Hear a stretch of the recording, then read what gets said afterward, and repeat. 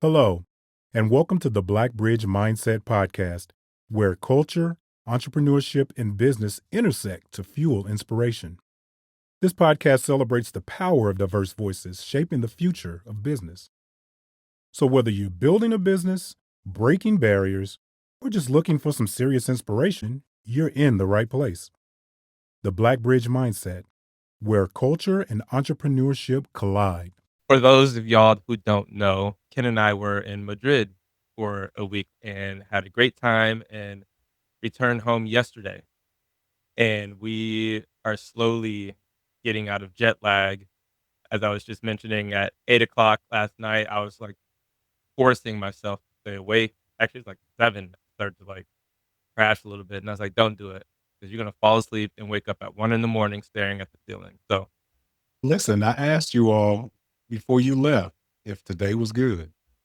we here. We made it. We're here. We got it. We So, look, smiling. you in here looking like hot death. We probably should have moved this. No, we're good. This is perfect. I love it, and I'm excited to hear what Erica has to say. So without further ado, I don't know if you want to go ahead and introduce her. If there's anything else Yeah, you I want to guess chat so. about Since she just beforehand. dropped her name dropped on accident. Yeah, Her name is wake up. Erica. Her name is Erica, but it's okay. We have a guest, people, and the guest has a name. Her name is Erica. Absolutely. All right, well, let's get going then. So, I know, as all of you know, mental health is a very real and telling topic in today's society. Everyone has pressures and stress that interfere with their daily well being. Today's guest is the founder of Morningstar Counseling Services, a practice built around the belief that everyone deserves a safe, encouraging space to work through life's hardest moments. At Morningstar, she supports teens and adults who are dealing with depression, anxiety, trauma, and major life transitions, those seasons where everything feels heavy or uncertain. Her approach is gentle but empowering. She leans into compassion, positive affirmations, and helping people shift the way they see themselves so they don't stay stuck in old negative patterns. Clients often say she has a calming presence and a way of making them feel genuinely understood. Some talk about finally feeling hopeful again after years of feeling overwhelmed, while others describe her sessions as the first place they've been able to breathe and be honest with themselves. Morningstar Counseling was created to be exactly that kind of space, a place where people can slow down, feel supported, and start finding meaning even in difficult experiences. Her passion is helping people uncover that meaning and rediscover their own strength along the way. Everyone, bringing to the Black Bridge Mindset stage, please welcome Miss Erica Hughes. Hey, guys. Hello, hello, Well, hello. there. How are you this afternoon or Welcome. evening? Thank you. Thank you. I'm doing well. Glad to be off work, enjoying the sunny day. Say that. So, yeah, I'm all good. Everything's good. Sunny day. What part of the world are you in? I am in Louisville, Kentucky. So it's a little chilly, but it is sunny out. So still like a nice, cool day.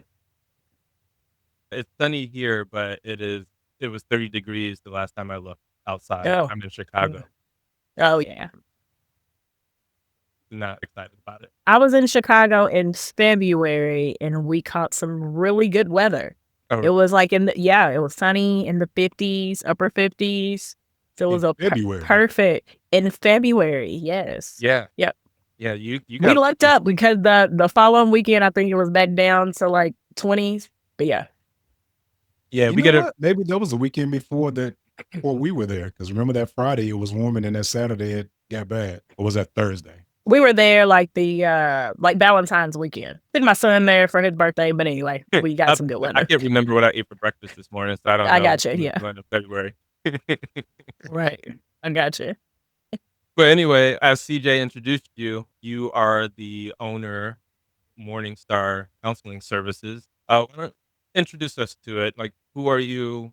What is your company? What do you do?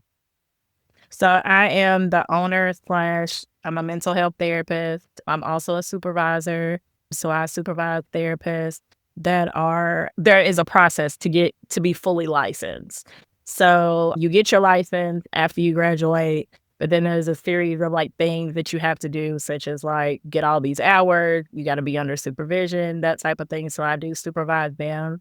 So it's not just me at the practice. I believe I have 6 therapists, and then I have 2 case managers. And so with the case managers, they provide supports to the families, finding resources and that type of thing. So just to be clear, Yeah. you didn't just graduate from undergrad and decided to start a business. You have to have several licenses to open such a practice. Well, let's go back. So when I graduated undergrad, my major is in sociology, minor in criminology. And so my first job out of college, I was an office manager to a gas and oil company, to the owner there. And so I did that for several years in Bowling Green because I graduated from Western Kentucky University in Bowling Green. And so moved to Louisville, got a job in Child Protective Services. So that's kind of where I started this whole thing of like community, helping people, that type of thing. So I was a social worker, adoption social worker. We also had times where we had to do investigations, remove kids. That wasn't my main thing. My main thing was kids that rights were terminated, trying to find them a forever home. But as we know, kids in the foster care system, they come from trauma. And then sometimes the foster homes are trauma, and so they're in group homes, that type of thing. And so just trying to find them some type of stability. So we would go and visit them again, trying to find them a permanent home. So I did that for about 7 or 8 years. While I was in that, that's when I decided, hey, I'm kind of doing therapy a little bit, talking to them, to my kids. We always used to say our kids, the kids that were on our caseload. And so I was like, I enjoy doing this. I enjoy helping. I enjoy being out in the community, that type of thing, going into the homes, talking to the families, because they're on the defense when we first get there. And it's like, I'm here to help. You know what I mean? I totally get it. So just being relatable, you know what I mean? Like, I get it. Like, I get why you're defensive. I get why, those types of things. And so I decided to get my master's in mental health counseling. Prior to that, I got a master's in HR management. I know, totally, completely different. I decided that's not my thing either. The econ, accounting classes wasn't my thing. Had to pass all of that. So anyway, decided to do mental health counseling. As I worked with bosses, I learned very quickly about myself that I need to work for myself. Just with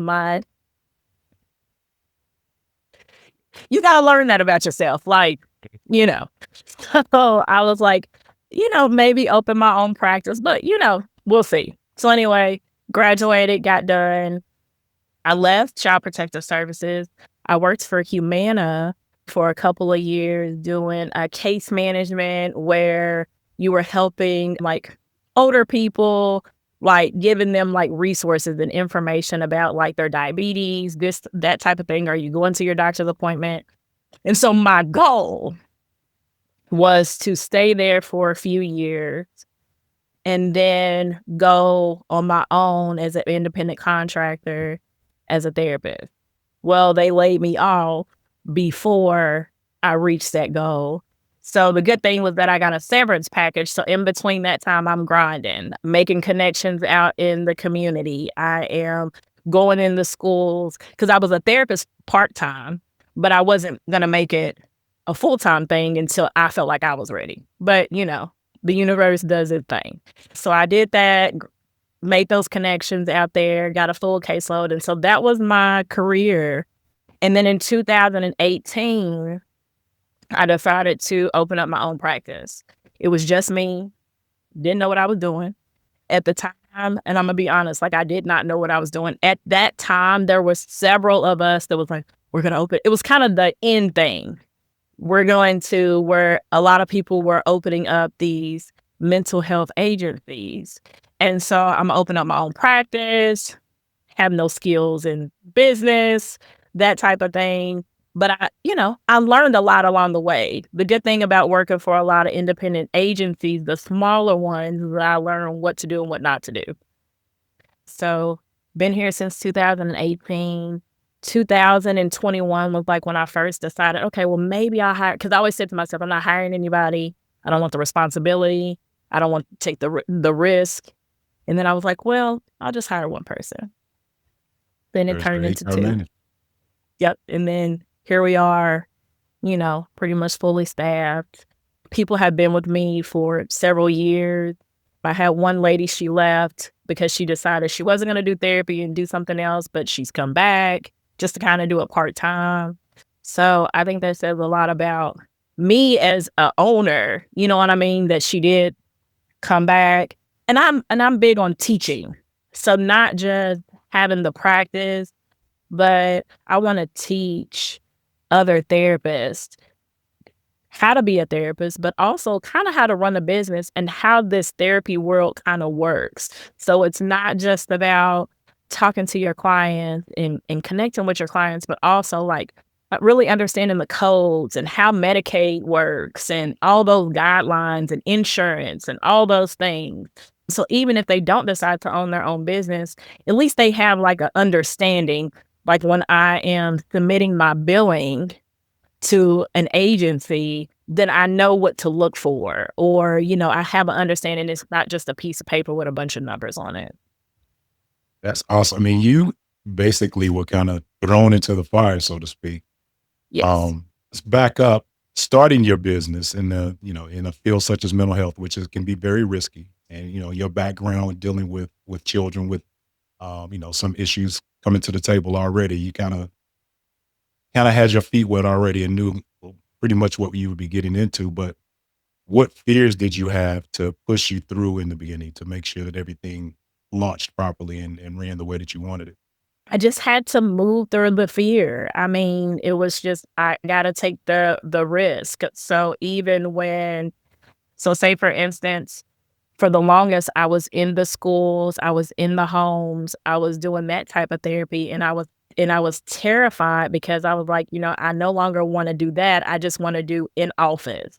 But are people going to come to the office? Am I going to lose clientele? Am I going to, lose money? And it's the same thing if you decide to do straight self-pay where you're not taking insurance. That's a risk. And so people are paying out of pocket. And so I was like, I just got to do it. Like, I'm not happy. I have been ripping and running since 2007, taking it back to CPS days where I'm all over the city. And here it is 2021. So kind of like after COVID, I was like, I don't want to do this anymore. And so I was just like, it's going to work out. And so I just, in those situations, you just have to have faith and you just have to take, if this is something that you love and you really believe in, then you just have to take the risk. Season 1, imperfect action. We've brought Mhm. this on just about every episode. You said, you were forced into it, but it almost seems like you threw yourself in the fire. You said, "I wanna do this. This is what I wanna do. This is what I love. I'm gonna go and do it."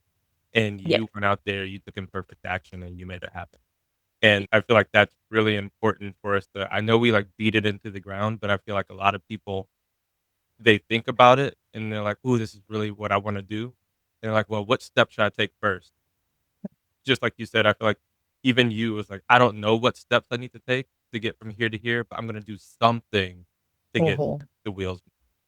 And it Yeah. sounds And like you're you're gonna make the mistakes along the way. Like I've made plenty of mistakes. And so the good thing is that I have a good support of people that have had their agency maybe a little bit longer. And so I'm able to connect with them and, hey, do I need to do this? Hey, should I not be doing this? Because maybe they've been through audits or they've been through like several different changes. And so all of that is stressful in itself. So if we can get it right as much as we can the first time, then, it won't be as crazy. so, you're a minority opening up a business where a lot of minorities in the past, like, I'll speak for myself, but I think minorities as a whole, we really didn't talk about therapy and going to see therapists and things like that.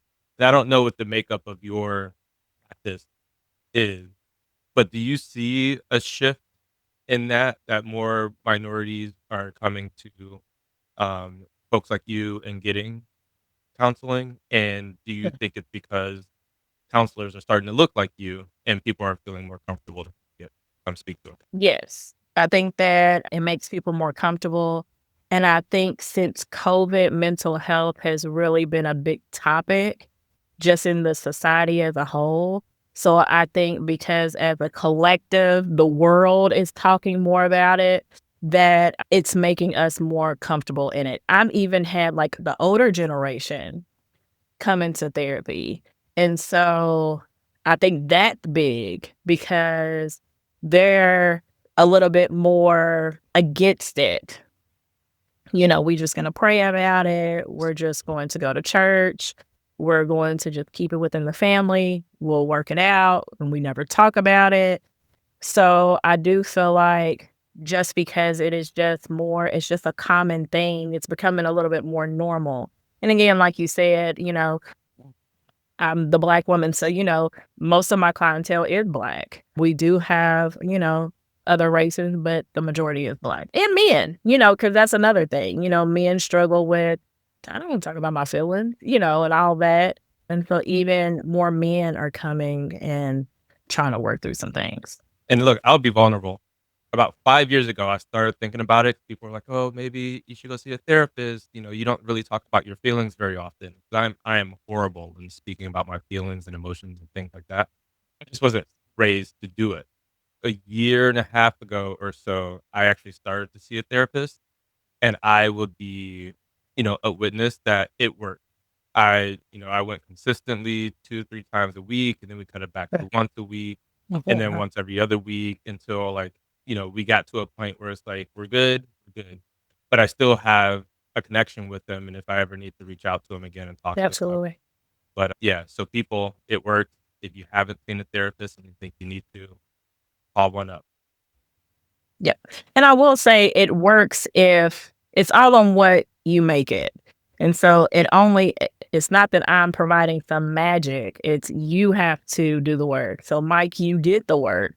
You said I'm gonna be intentional on making the changes, looking at things differently, working on whatever it was that you needed to work on to feel better ultimately. And so, we get a lot of people that thank you. I appreciate it. And it's like, really, you all did the work as the client. You showed up, you put forth the effort. So Hey, before we get going, if Erica's story is hitting different for you, then do us a favor and hit that like or follow button that's here on your screen somewhere. Not only will you be notified of new episodes that come out, but you're also supporting us in getting our message out to other young entrepreneurs who are interested in starting their business and can use this information to help them along with their journey.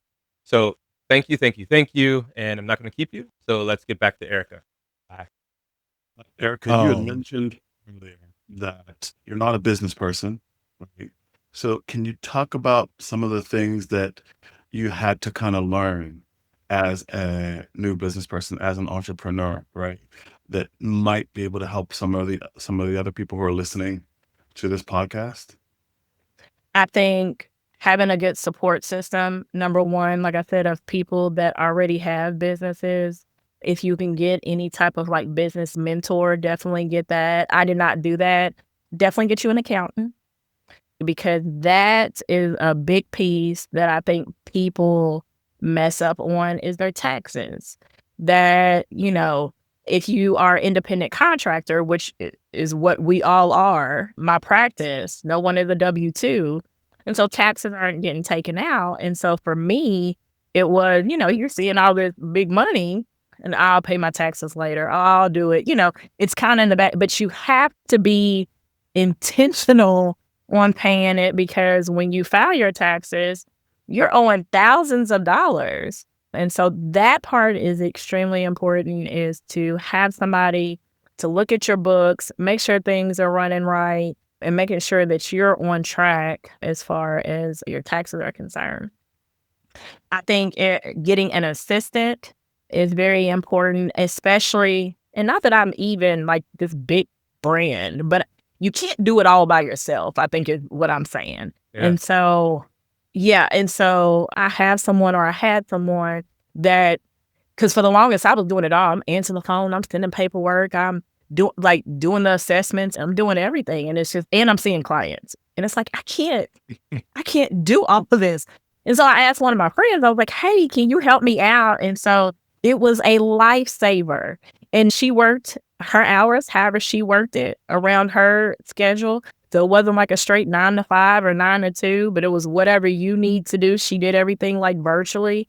And so it worked out. And so that took a lot of pressure off of me, because also with the business, you're constantly working. You're constantly trying to come up with ideas. For me, I'm constantly trying to figure out how to network, how to get my name out there, how to make myself still relevant. You know, social media is a big thing. You got to constantly post on social media. You know, just like you don't think about those little things. And, you know, they say the first 2 years are important as far as kind of like if your business makes or breaks. And so I've learned a lot. Like I said, I've messed up getting your business insurance. I think people don't, just like different things like that I just learned about. So, like I said, you learn things along the way. But if you can get a mentor, someone maybe getting a business plan, talking to someone about that, I think that is the best step. Nice. So, when your business in the early days, what did you hope it will become for the people that you serve? Just a place where they can come, show up and be themselves, and accept the feedback and leave as a better person, I think is the thing for me. But I always wanted my space to be as comfortable as possible, because I show up as me, and I think that's how we can relate, that I'm not just, a text, but I have my computer in the front, or it's like I'm reading from a book. We talk about life experiences, and I know that we're not supposed to go too much in detail, but sometimes that's how you relate, especially with our culture. They want somebody that is relatable and not someone that's just telling me something that you learned from school. And so I'll say, I get it. I get why you are upset, or I get why, whatever. So validating how they feel, I think, is extremely important. I have a question. So, uh, how do you balance the emotional work of being a therapist with the practical demands of running the business?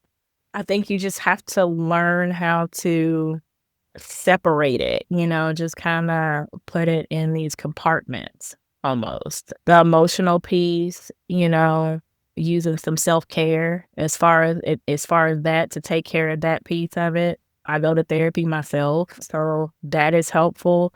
And then the business, I just kind of have this mindset that I'm constantly going, and maybe that's kind of like a not so good thing on my end, but it's just kind of like, I'm just kind of constantly working, but still what I'm learning now is putting those boundaries in place when it comes to work after a certain time, put the laptop away. The stuff can wait, that type of thing.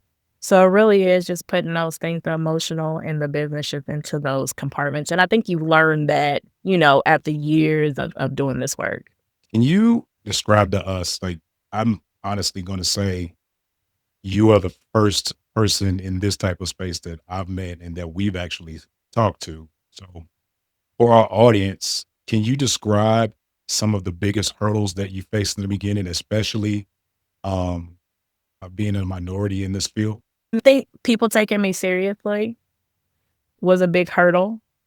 I'll get back to you, that type of thing, when you're trying to put your name out there and kind of, who are you? I think sometimes Louisville and some of the other cities are kind of, it's all on who you know and who's who. And I'm not from here. And so I know a lot of people, but again, I'm not from here. And so it's kind of like, who is this girl? You know what I mean? And so it's really about, you just got to really just like put yourself out there and really be a big advocate for yourself. So I don't know if that was because I'm a minority or if it's because I'm not known. You get what I'm saying? It could be all of the things.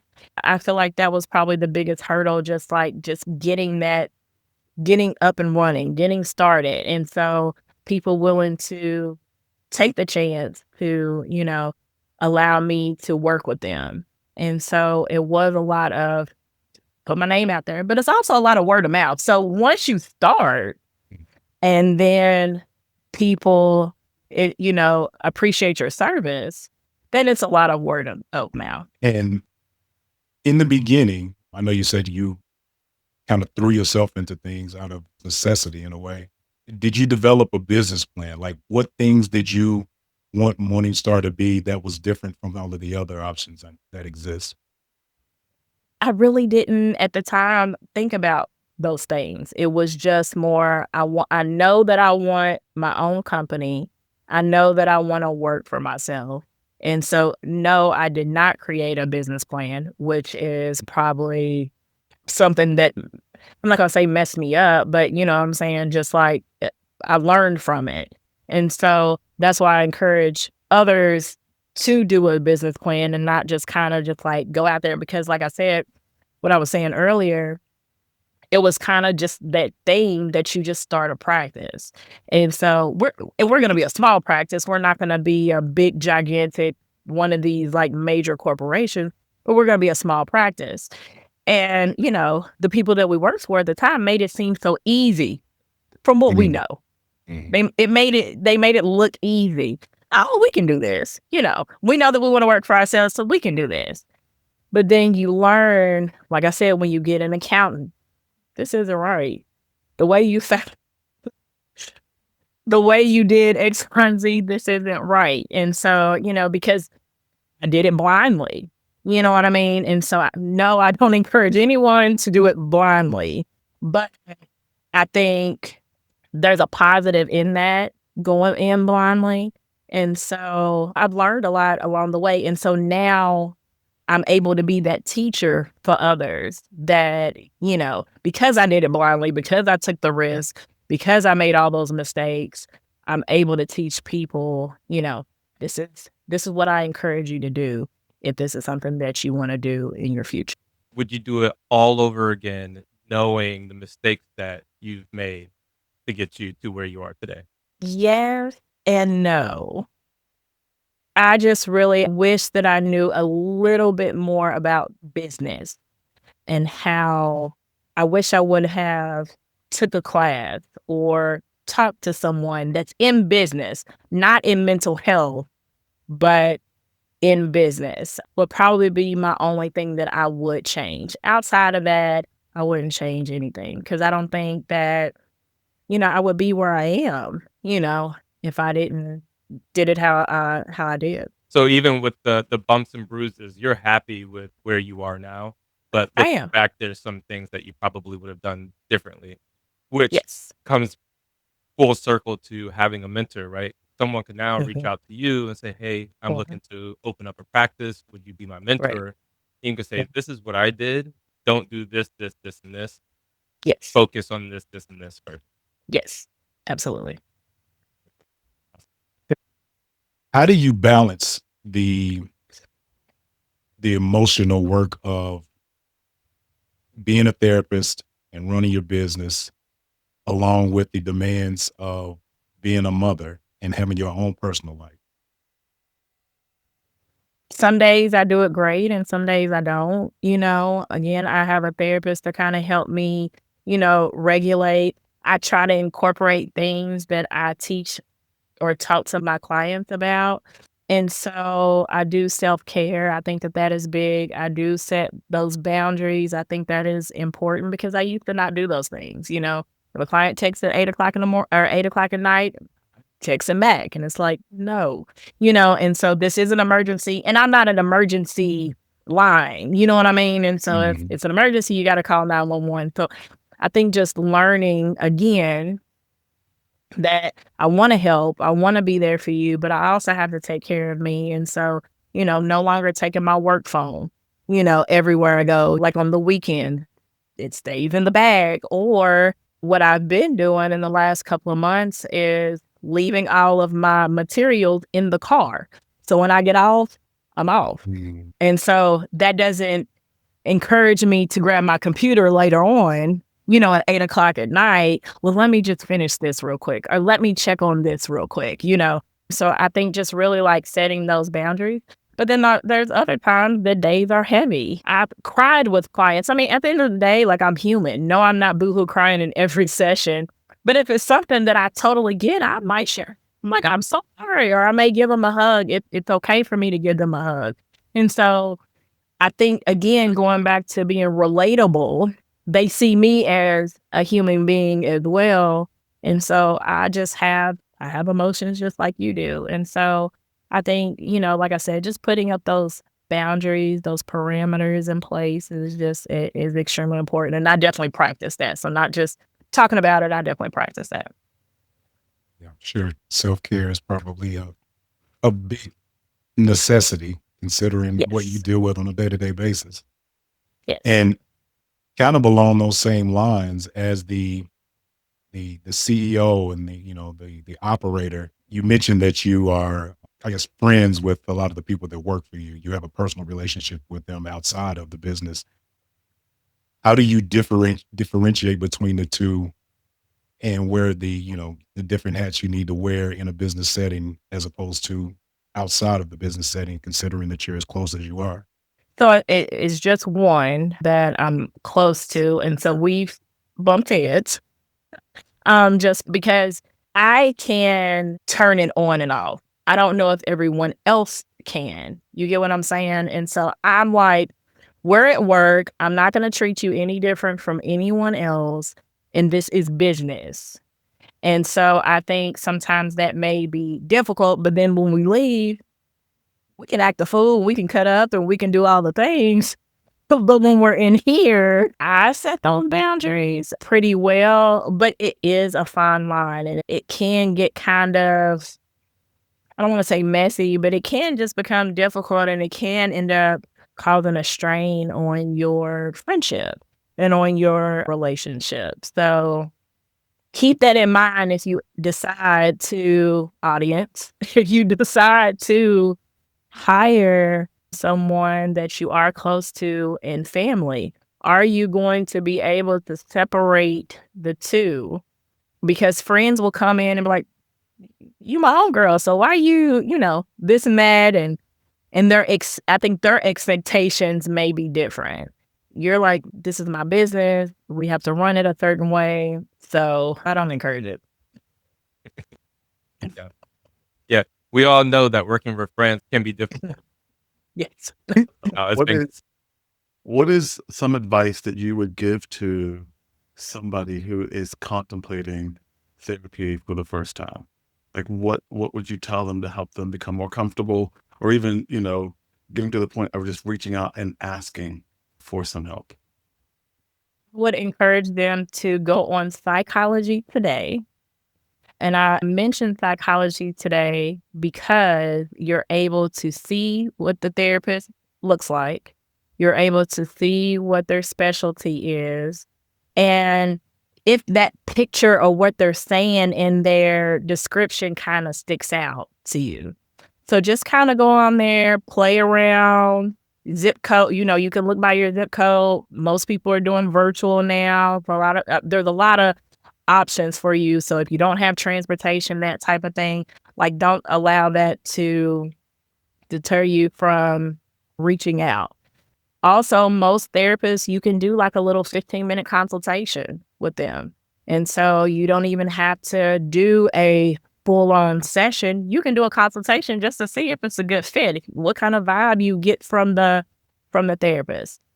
Another thing is that if you get a therapist and you realize that it's not a good fit, get you another one. You're not stuck with that one therapist. So I'm not a one-size-fits-all. I understand that my method does not work for everyone, and that is okay.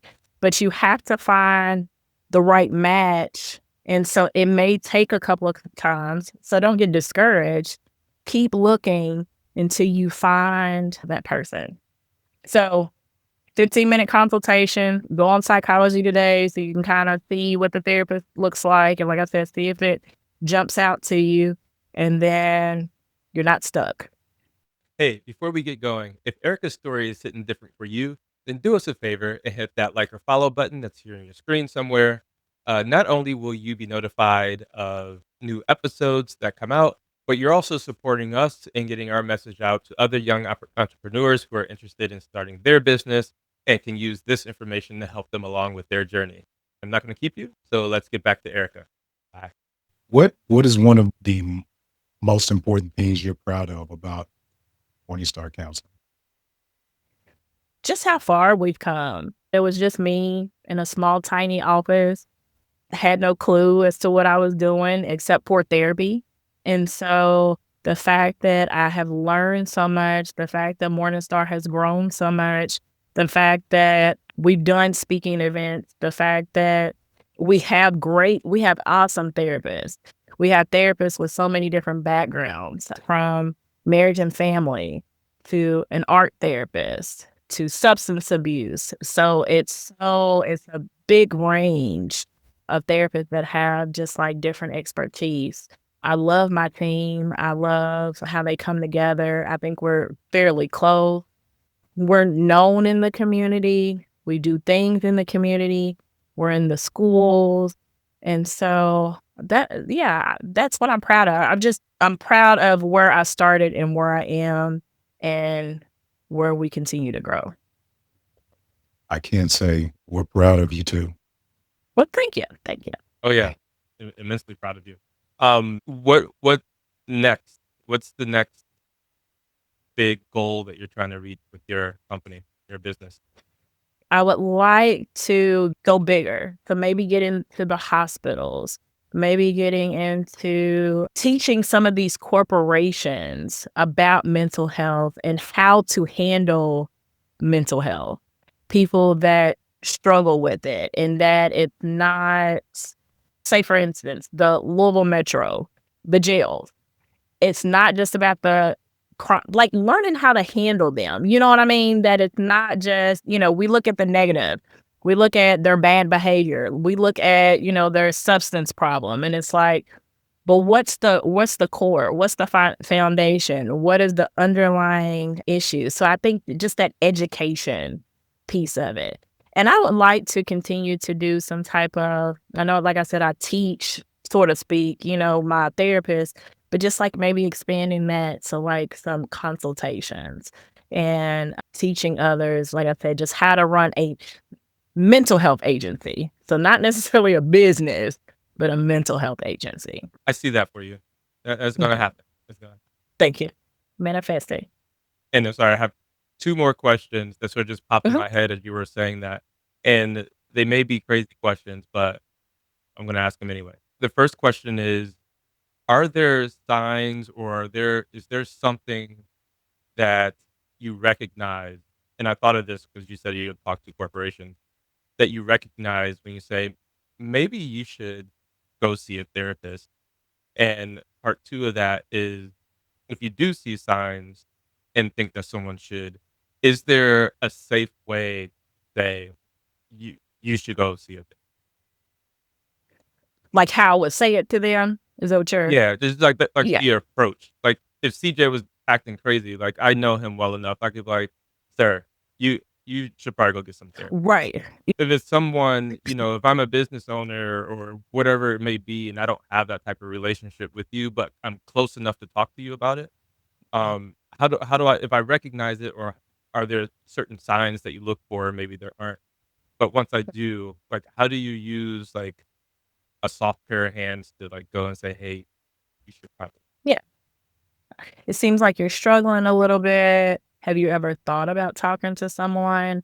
So not so much maybe like a saying therapist, because it might run away, but have you ever thought about talking to someone? And a lot of times people will say, well, I've thought about it, but I don't know. But yeah, are you struggling? Or I see that you're struggling. Is there anything I can do to help? But I think that's probably my main two would be, I see that you're struggling. And have you thought about talking to someone?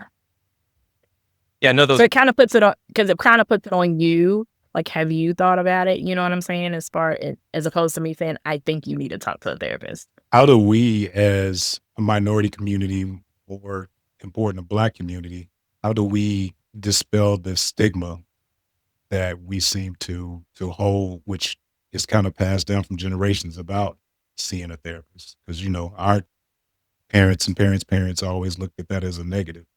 Or you crazy? Why are you spending your money on something? I can tell you need help. Like, just how do we dispel that? Yeah, I think just having the education about what therapy is and what mental health is. Mental health doesn't just mean bipolar. Mental health doesn't just mean schizophrenic or you need to be in a hospital or you're quote unquote crazy. Mental health or going to therapy could just mean I'm going through some life changes and I don't know which direction to go. So it could be something as small, quote unquote, as that, or it could be something as big as, I thought about hurting myself. So there is a wide range of reasons you can go and talk to someone. It's really just about having someone that's non-biased because I'm not a family member. I don't know you. You know what I mean? And so I know some people are like, well, that's why I don't want to go to you because I don't know you.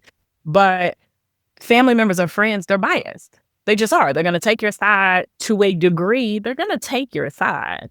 Even if you're in a messed up relationship and you are the wrong one, they're 9 times out of 10 going to be like, yeah, you're right. Yeah, you're you know what I mean? So where a therapist is going to get you to look at it differently, not so much calling you out, but just how to look at things differently from another lens. And so I think for us as Black people, it's not, therapy does not mean crazy. It just means that sometimes I need a little boost. Sometimes I need a little help. Just like look at it as going to the doctor. Look at it as going to the doctor. Mental health is something we talk to therapists when we are struggling mentally, no matter how big or small, the same as when we go to the doctor, something is wrong. And so that's why I'm going to the doctor, because physically something is wrong, no matter how big or small. If it's a cough, we go to the doctor. If our leg is broke, more severe, we go to the doctor. And it's the same. We have to look at mental health the same way. One thing that I noticed as I was doing my research, you are a children's book author also. Can Yeah. you tell us a little bit about your book, The Courage Within? Yes, I wrote a children's book. It came out January of last year. And so the book is geared towards kids that may be struggling with just feeling overwhelmed. And so the book is about a little girl. It's actually about my daughter. So my daughter's name is Kelia. The little girl in the book, her name is Leah. And so it's about the little girl changing school. And she's moving to a new school, new neighborhood. Her parents are moving. And so just kind of how to overcome that. She talks to a therapist or the school counselor there, and she teaches her how to breathe, how to kind of manage her anxiety. And so one of the tools she teaches her is to blow out the birthday candles. So when you blow out birthday candles, you take a deep breath in and you let it out. And then she did that. And while she did that, she was able to meet a friend and talk to a little girl for the first day. And once she talked to the little girl, she realized the little girl was new in the school as well. And so they were able to relate on that. I think the kids are like in 3rd, 4th grade. Black kids on the book cover, all in the book, so that our kids are able to relate to it. And also I've had adults say that they can relate to it as well. So even though it's a kid's book, I've had really great feedback from adults as well. So Congratulations with that. thank you. We'll post it somewhere where people can look for it. It's on my website, but yeah. Mm-hmm. Well, we are at time, but there are a couple of things that we'd like to do towards the end of the show. But first, we'll ask DJ's magic question that he always asks. If you could let the listeners know where we can find you. So website www.mstarcounseling.org. IG is mstar_counseling. And then Facebook, you can just type in Morningstar Counseling. It'll be my face as the profile. Louisville, Kentucky, just in case there's a couple of other ones around the U.S. But so Facebook, Morningstar Counseling, IG, __ counseling, and then my website. Then next we have the prior guest that we had on had a question, or we asked them to provide a question for you. So if you're ready, I'm going to ask you that question, and then after that, we'll get your question for the next guest. All right. Okay. So his question is, how important are people to your organization, and what does company culture mean to you? So the people in my organization are extremely important to me. I think without them, I wouldn't be able to run. But also, what was the second part? The culture, What does company culture mean to you? togetherness, supporting one another. I think that it's important that we have our team meetings. I think that it's important that we have our team outing. So that's what I mean by that togetherness, that communication, that community that we have built with one another. That's what that means to me, because we oftentimes can just kind of do our own thing, especially as independent contractors with my business in particular.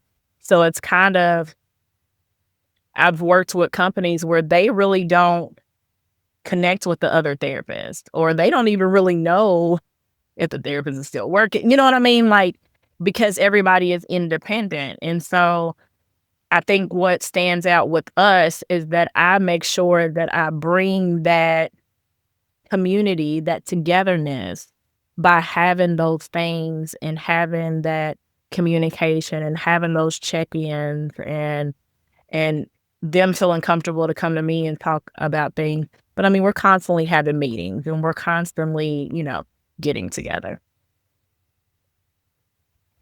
So family oriented. Yes, very family oriented. Yes.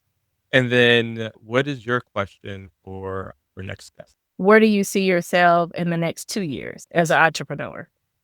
So Ken, do you want to go ahead and let us know what we're going to do to end the show? So Erica, at the end of every show, we do what we call the Wakanda peace pause. And so what we ask all the guests to do is to put up 2 peace signs so that you can be seen in the camera, and hold it for approximately 10 to 15 seconds so we can get a screenshot. But Mike will give us a countdown. Yeah, I'll give a countdown. So we'll do it, and then it's going to feel uncomfortable for a second. Embrace it. And Okay, that's and better. 3,